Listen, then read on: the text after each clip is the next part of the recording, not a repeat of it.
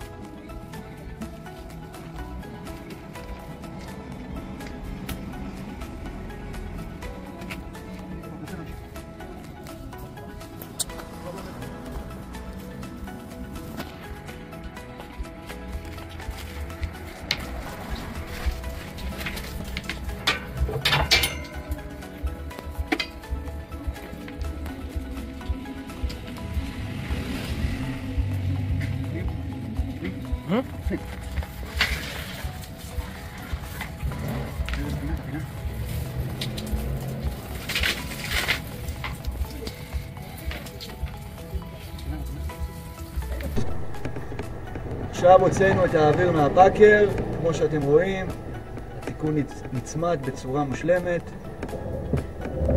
הקו כאן באזור הזה, איפה שיש את הבליטה הקטנה הזאת, כאן הוא קרס, כאן הוא נשבר, רואים שהכל נצמד, פיקס.